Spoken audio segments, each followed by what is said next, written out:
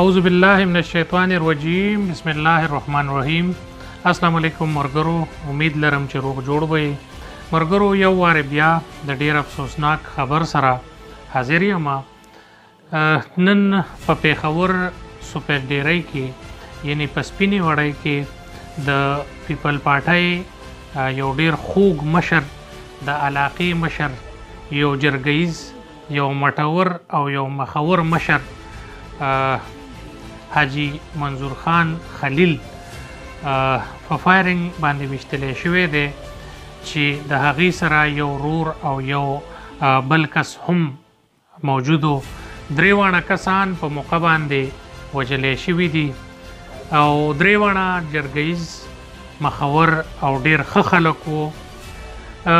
ویل کېږي چې د قومي وطن پارټۍ سره سابقه وخت کې ډیر ښه وخت تیرونکې او د پیپل پارټۍ د پی کې 72 مشر صوبایي اسمبلی سابقه امیدوار حاجی منصور خلیل چې کوم د سکار په حیث باندې د خپل کور نه راووتو او د راوتو په دوران کې هغې چې څه حده پورې مزل وکړلو، نو د هغې په تاخ کې ناس ظالمان ویشتونکو په هغې باندې ډزې وکړې او د هغه ډزو په وجه باندې هغې ډیر زیات زخمیان شول او د زخمی کېدو نه پس حاجی منظور خان صاحب دغه ته یوړلی شو، اسپتال ته یوړلی شو، KTH ته.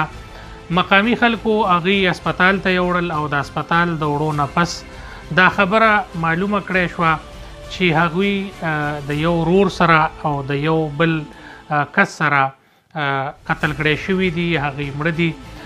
د دې خبر پیلېدو سره په علاقه کې ډیر شور شو او خلک پریشانه شول او پولیس چې علاقه په غیره کې واغسته، پولیس په موقع باندې راورسېدل، خو د حاجی منصور خان خلیل صاحب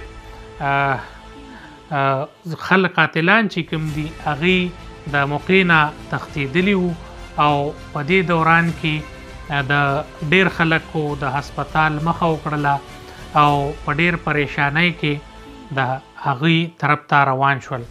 ویل کېږي چې حاجی منصور خان خلیل صاحب په خپله علاقه کې د آیسو خلاف یو تحریک چلولو او د آیس د مخنیوي دپاره هغې پولیس سره او د نورو ادارو سره ډیر غټ کردار ادا کولو.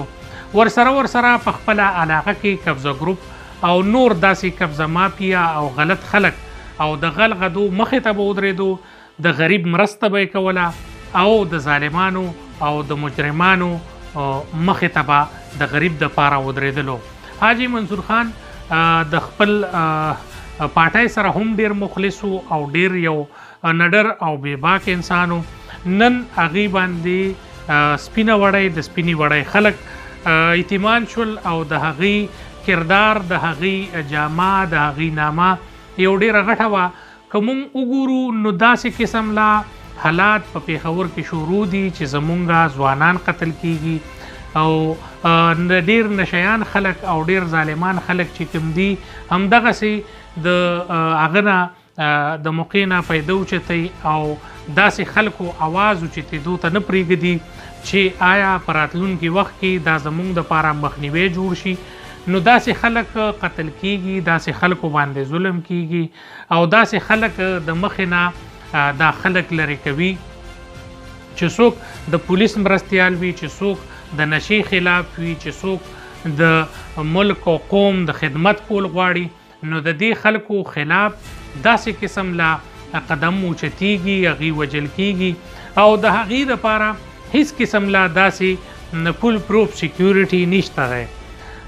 که د قاتلانو حوالې سره خبره وکم نو زمونږ د خیبر پښتونخوا پولیس او بیا خصوصا د پیښور پولیس دومره هایلی ټرینډ دی چې دا مجرمان به ګیر هم شي، دی به خپل اعتراف جرم هم وکړي، خو بیا زمونږ قانوني او زمونږ عدالتي سیستم چې کوم دی نو دا کیس به دومره لرې حده پورې لاړ شي چې د کیس کولو والا او د وجلو والا د هغې بچي پکې ختم شي خو د کیس فیصله ونه کړی شي. دا رنګ نن سبا په پیښور کې د قتل و غیرت یو غټه سلسله روانه شوې ده چې په هغې کې ځوانان قتل کیږي. په دې لږ وخت کې ډیر زیات ځوانان چې کوم دي په پیښور کې قتل کړی شول. ځای په ځای باندې په تاڼو کې د قتل او مقاتلې سیستم روانې دي او کوم ځای کې په عالم دین باندې ډزې کیږي، کوم ځای کې په پارکونو کې هم خلک محفوظ نه دي. څو ورځې مخکې د حیات آباد د ټولو نه غټ پارک باغ ناران کې 2 هلکان په چاقوانو ووهل شول چې په هغې کې د باړې سره تعلق لرونکي ابرار نومې ځوان چې کوم هغې وفات شول او هغې قتل کړی شول. دا رنګ په دې څو ورځې کې ډیر غټ د قتل مقاتلې هغه روان دي، خبرونه روان دي، ورسره شوکي او ستونزې هم ډیرې شوي دي. خو زموږ د خیبر پښتونخوا په پولیس باندې دومره بروسه ده چې خیبر پښتونخوا پولیس به د عوام بیارو مددگار نه پرېږدي او په دې کې به زموږ پولیس کردار ادا کوي. د حاجی منصور خان حواله سره دا خبر دی چې هغې د خپلې اوجرې طرف ته روان کړی شوي دي. د هغې جستخا کې چې کومه ده هغه روانه کړی شوې ده په غټ جلوس په شکل کې او د هغې د پارټۍ کارکنان، د هغې د علاقې د هغوی ملګري، د پارټۍ ملګري دا ورسره دي او ډیر په آهو سسکیو په جړاګانو باندې د هغه جنازه چې کومه ده د کور طرف ته روانه کړې ده. په دا دغه سره چې کله د هغوی ملګري او کور خبر شوی دی نو په علاقه کې یو کوهرام مچاو دی.